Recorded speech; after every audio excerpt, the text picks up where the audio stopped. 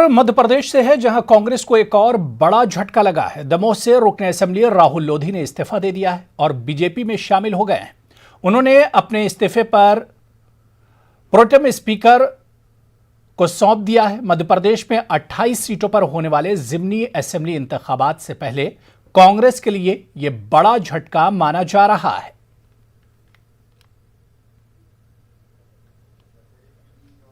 ना ही कोई दिक्कत, ना ही चीज। विकास मेडिकल कॉलेज एक ऐसा मुद्दा था, इसको लेकर पिछले 14 महीने मैंने माननीय कमलनाथ जी से बोला, पर उस पर विशेष तौर पर ध्यान नहीं दिया गया। केवल विकास, और विकास केवल छिंदवाड़ा में ही हुआ है।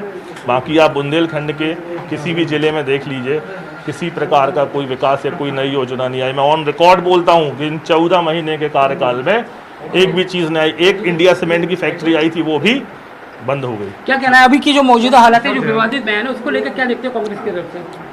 महिलाओं को अपमान हो रहा है। निश्चित तौर पर राष्ट्रीय अध्यक्ष राहुल गांधी जी का अलग वक्तव्य आता है, प्रदेश अध्यक्ष का अलग वक्तव्य आता है।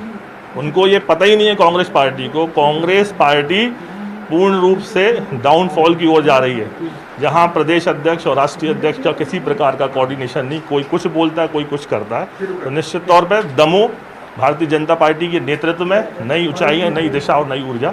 कमलनाथ जी ने कभी समय दिया? राहुल सिंह ने कांग्रेस छोड़ दी तो अब देखिए बीजेपी ज्वाइन के लिए है राहुल लोधी ने, और अब इन्होंने कहा है कि कांग्रेस दिशाहीन हो चुकी है और इसलिए हम बीजेपी का दामन थाम रहे हैं। कैमरा पर्सन मोहसिन खान के साथ जितेंद्र शर्मा, न्यूज़ 18 भोपाल।